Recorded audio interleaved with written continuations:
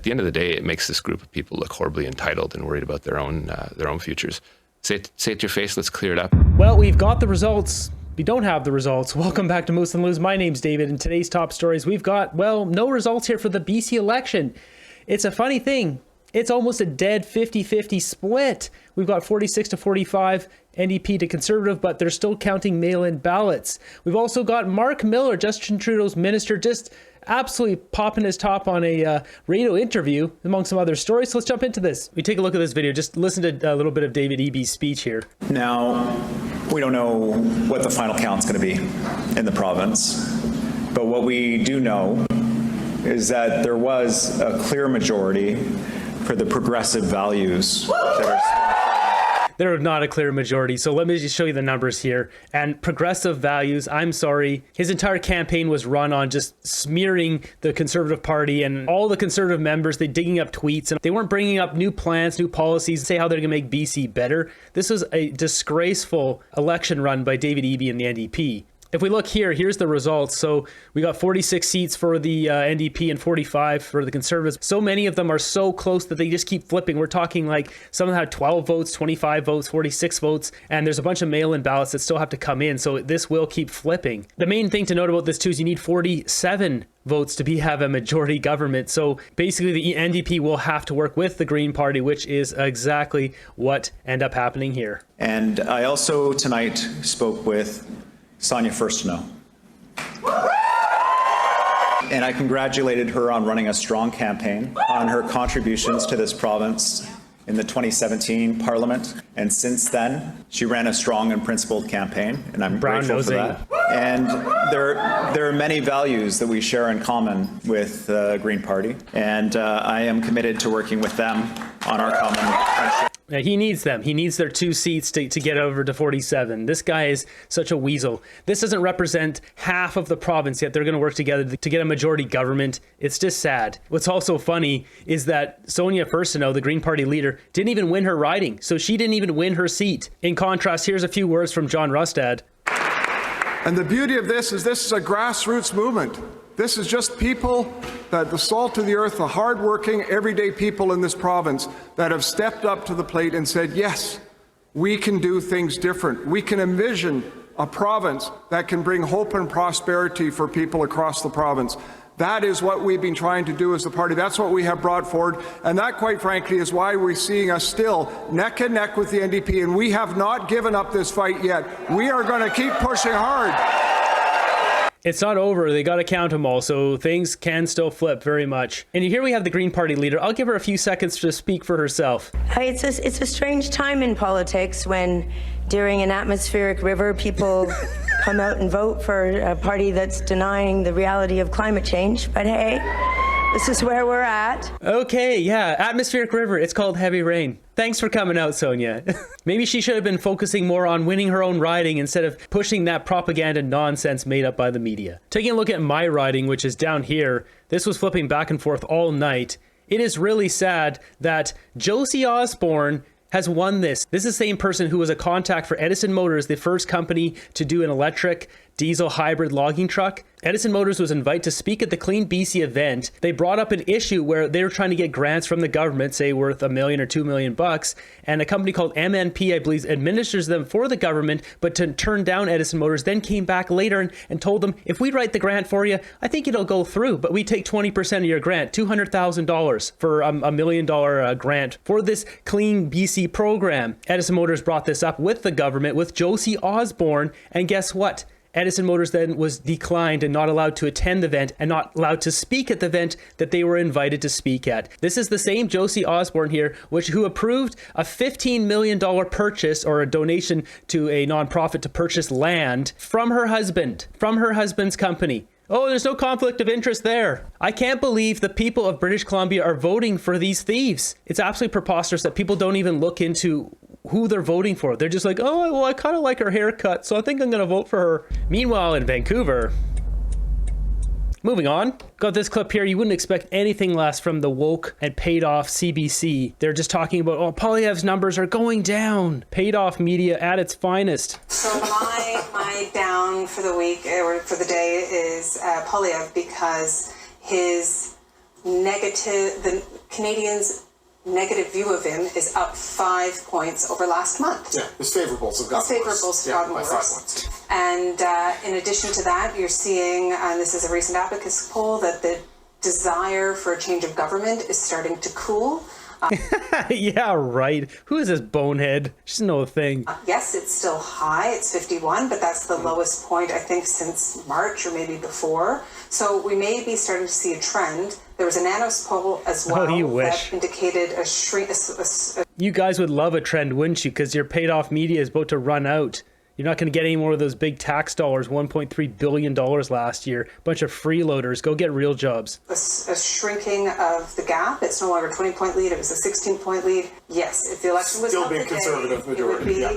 But it could be the beginning of a turn. And I don't think the favorability is going to get better after we see all of this. Yeah, you wish. You high-paid losers don't deserve your paychecks or your jobs. You guys get paid by us. The audacity of these people. If we could get Canadian media to acknowledging what good Trudeau is doing rather than the opposite. Oh, get real. The guy's like on deck for stealing $400 million with his group of cronies there. $400 million. What's wrong with some of these comments in here? The Liberal bootlickers just don't want to acknowledge how much money that the Trudeau Liberals are stealing from us. They're just pathetic, weak people. Next up, we got Liberal MP Pam Damoff, who blames provincial governments for bail issues and suggests provincial judges and Crown prosecutors should address overcrowded jails. This is Trudeau 101, just point, blame, and deflect.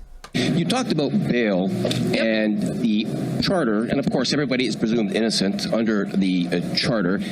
I've talked with police leaders over the last couple of years especially, and they are concerned about violent offenders who commit violent crimes where the Crown's case is strong. Those people are being released, or repeat offenders on multiple bails, and they're being released as well. Is that a federal issue or is that a provincial issue? Because you seem to be pointing fingers at one another. And there are provisions in that legislation to keep people detained for those two specific reasons. So whose problem is this? Well, you obviously follow this issue closely. In June of 2023, we passed Bill C-48, which increased a number of penalties for violent offenses for repeat offenders. We keep being blamed for people getting out on bail. Yeah, because you guys changed the law and you're the ones responsible. Maybe step up and fix it. We've changed the legislation. Now, it was only a year ago. I don't know if that's had an opportunity to filter through. But it seems the province gets a pass on what's going on, and it's strictly on the federal government and the legislation. And I'm sure you've heard that. Yeah, that's because it used to work when you guys weren't in power and you guys came in and ruined it. Provincial jails are triple bunked. At Millhaven up in Milton, where Adam represents, the provincial jail is triple bunked. At Toronto South Detention Centre, they're triple bunked. Judges are not wanting to send people into those provincial jails. I've got a quote from Justice Jones from the Ontario Court of Justice that said, given the utterly dehumanizing conditions at the Toronto South Detention Centre, it must be even rarer until those conditions improve. I don't give a crap if it's triple bunked or there's quadruple bunked or there's 10 bunks. When you got these dirtbags breaking into people's houses, putting people at gunpoint, stealing their car keys and running out and scarring these people for life with these kind of memories, put them on the 11th bunk.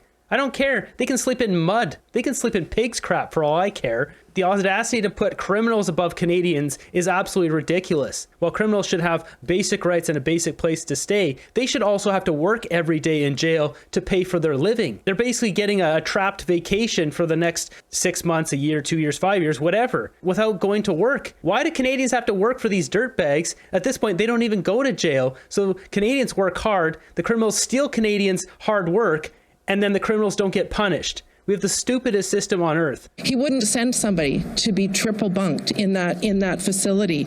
We've got Crown prosecutors who are not being given the resources to be able to meet the conditions of bail, right?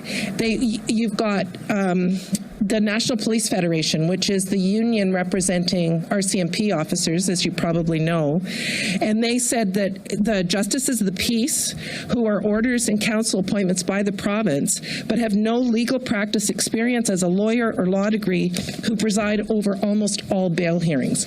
So I think we need to hold the province to account. I think we need to stop pointing fingers solely at the federal government on this. Look, anyone who gets out and commits another crime, it upsets all of us. It's not something that any of us want to see. This isn't about upsetting, it's about punishing. Breaking into someone's bedroom while they're sleeping and stealing their car keys and having everyone screaming, oh my God. This isn't a slap on the wrist. This isn't like a couple of months house arrest. No problem. No, this is like 5 years in jail. You're in a work camp and you're working your butt off 10 hours a day to pay for your rent and pay for the crimes you've committed. Not sitting there and playing Xbox and working out and hanging out in the jail. Liberals are weak. Our system is weak. It's time to crack down on these fools. We got Trudeau brought in the worst filth from Timbuk nowhere and gangbangers and thugs terrorizing people in their homes. But I do think that we've brought in place changes to the law in Bill C-48. Even the changes that were in Bill C-75 included provisions on intimate partner violence that makes it harder for people to get bail, right? So I hope that answered your question. Weak answer by Pam. She should just resign and do Canadian taxpayers a solid. So we got this clip here. It says, for those of you who missed it, here's Marc Miller attacking the Liberal colleagues of his who oppose Trudeau's leadership. Dan Vandel has said he will not run again. Longtime MP out of St. Boniface. But there's also a lot of buzz, people talking about why. And there's a number of your colleagues, at least 20 elected representatives now, who've signed this document circulating among your fellow Liberals that are not in support of Justin Trudeau's leadership. Where do you stand on Justin Trudeau? Look, I wouldn't mix the departures of those ministers with fair enough, yeah, with the other situation. Dan has been an exceptional friend and colleague, particularly in my previous file with Indigenous issues. I'll miss him, but he's doing it for very personal reasons, and I think he would be the first to be shocked if it were suggested it was out of question of loyalty to the Prime Minister. Because he's an outstanding guy. So given my position as a minister, given my proximity to the Prime Minister, I'm probably not the first person that people come to if they're pissed off at the Prime Minister. My own personal reflection on this, without knowing exactly who may or may not have signed a letter that may or may not exist, is that this is the most passive-aggressive, weak type of display of questioning of leadership that I've ever seen. The Prime Minister is colleagues with these individuals, if they are indeed in the numbers that are speculated to be. They owe it to him to go up and tell it to his face. And anyone that's come up to me with any issues with respect to the Prime Minister and said, you got to do this and you got to say this, just say it to his face. He's an open guy. He got them where they are today for the most part. Whoa, saying that Trudeau got them where they are today, really? It's pretty arrogant to say that. There's a lot of people have worked their lives to, work their way up in politics. That's a pretty bold statement. They owe it to him to say things to his face, and I think he would fundamentally respect that. If they're fearful, that's a reflection on them and their own leadership in their communities. This internal stuff happens. We've always encouraged a party that can speak out and quite harshly against each other at times, but actually to keep it private. And at the end of the day, it makes this group of people look horribly entitled and worried about their own futures. Say it to your face. Let's clear it up and let's focus on the bigger threat, which is what we're currently doing, which is sleepwalking into a Pierre Poilievre win who is only focused on himself and doesn't really care about this country. I know. Say what you want about Justin Trudeau. This is so funny because that's exactly Justin Trudeau. The guy literally only cares about himself ever. Everything he's done. But of course, he's, this is his buddy backing him up. He fundamentally cares about this country and he's going to fight for every inch of it. What a load of crap that is. Marc Miller's got a lot to say, but what has he done for our country? This guy's opened the doors to all the stuff that has come in that has just been bad for Canada. So next up, we got this old guy here, an NDP supporter, vandalizing a BC Conservative poster, and you won't believe what the guy says at the end. Stop vandalizing windows. Stop vandalizing windows. This is private property. Private property. You can't vandalize windows. You're entitled to your opinion. You're entitled to your opinion. You can't vandalize windows. I'm sorry, what did you just say? You're entitled to your opinion. You can't vandalize windows. Well, I'll face the consequences, unlike people that deny climate change. Got it. Guy's a complete nut job. What did he even write on there? It's too hard to make out what he wrote there, but this guy's complete loony. Next up, we've got a Liberal MP's office here, and out front, just take a look at the tent cities there. If this doesn't wake them up, what will? The sidewalk on Montreal Road, and if you look up here, just on the left, past these people living on the road in tents, this would be the office of Mona Fortier, Liberal member. Right there. It's like a couple buildings down. Parliament for Vanier. Disgraceful. I mean, these people, they don't care what they're doing to this country. Are we really surprised Marc Miller is going on radio there and, saying the things he is? No, I mean, that's Trudeau's buddy. He's a fiery, loose-lipped kind of guy. We've got other Liberals saying bonehead things. This is just what we're used to in Trudeau's Canada. The BC election, though, that was pretty wild. It's still going to take a full week to recount things, get the mail-in ballots, really do. Hanging chads. Is there going to be some election interference? I don't know. Who knows what's happening in Canada these days, but I'm getting pretty excited to see what happens next week in the House of Commons.